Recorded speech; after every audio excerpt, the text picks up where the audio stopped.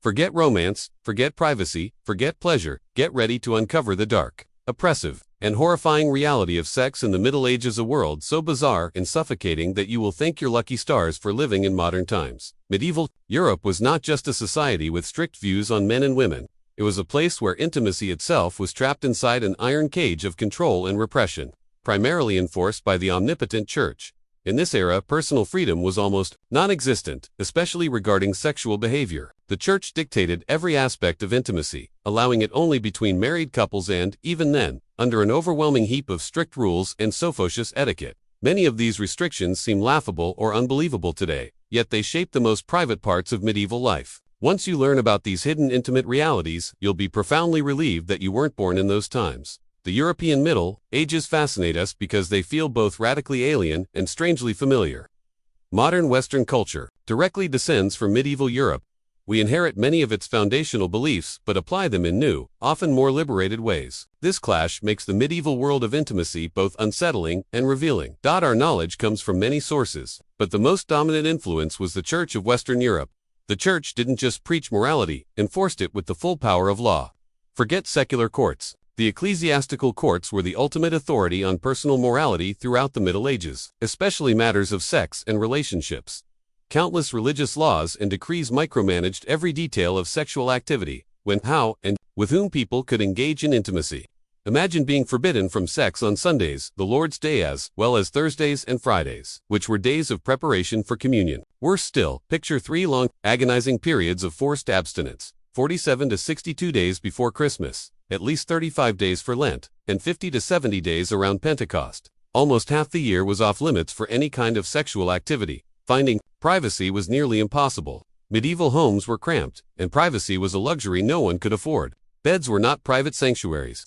In poor households, beds were shared with children and other relatives. In wealthier homes, servants often slept in the same room as their masters. This lack of privacy forced couples into desperate, sometimes shocking, acts. Surprisingly, a huge amount of sexual activity took place in open, public spaces, fields, backyards, alleys, even cemeteries. People boldly used empty churches during the day or vacant houses. Royals took this lack of privacy to extremes. Kings would consummate marriages publicly to prove the queen's infants were legitimate heirs. Peter the Great, for example, had a special viewing room attached to his bed for this exact purpose. Spectacle for the court, not a private moment. The bed still exists today in the Hermitage Museum. Protection was crude and condemned by the Church. The earliest known records of condoms date back to King Minos of Crete, around 300 BC. Yet, throughout the medieval period, the Church and society considered condoms and any barrier to natural ejaculation a mortal sin. Despite this, historians confirm that people did use primitive forms of condoms, primarily to protect themselves from terrifying sexually transmitted diseases. Prepared to be horrified, these medieval condoms were nothing like modern latex versions. They were made from animal bladders, intestines, and linen, and the grossest part is that they were reused multiple times. Hygiene was not a priority. The Church's core belief system poisoned attitudes towards sex for centuries, casting a long shadow that affects even today's moral debates. The Middle Ages were a time when personal pleasure was criminalized. Privacy was a myth, and intimacy was reduced to a performance strictly controlled by religious dogma. Raha aptik matin, ka, regenerated, or tafsili version. Middle Ages ki sex, or intimacy, ki whalese. Jismahar pelu, ki owaze, or garai, se samjaya, gaya hai. Forget romance. Forget privacy. Forget pleasure. The dark truth about sex in the Middle Ages, sex in the Middle Ages was not just frowned upon, it was considered inherently evil. It was tolerated only as a necessary evil, solely for the purpose of procreation. Pleasure, that was strictly forbidden. To seek enjoyment in sex was to commit a sin. If you desired pleasure, you were automatically labeled a sinner and commanded to repent. This deeply warped worldview even shaped the language itself. Verbs for sexual intercourse were active for men, the doers, and passive for women, the done to. Any sexual position that challenged male dominance, such as the woman on top, was harshly condemned. Women were viewed as passive vessels, mere containers for men's actions. Yet, in a striking contradiction, medieval male writers, clerics, doctors, and storytellers alike portrayed women as insatiably lustful creatures. They were described as actively seeking sexual encounters and even using sorcery to seduce men. This bizarre mix of fear and fascination revealed deep anxieties about female sexuality. Virginity was not just a physical condition but a spiritual obsession. A single impure thought could lead the church to declare a person spiritually unclean, applied equally to men and women. Masturbation was condemned as a grave sin, and even nightmares involving demonic sexual penetration were believed to tarnish one's honor. However, there was a strange twist. Lost virginity could be restored. The mystic Marjorie Kemp, a mother of over a dozen children, claimed that Jesus told her in a vision she would be a virgin again in heaven because of her pure heart and mind. Physical changes were irrelevant. This idea offered a sort of spiritual reset button, giving women especially a way to reclaim purity even after losing it physically.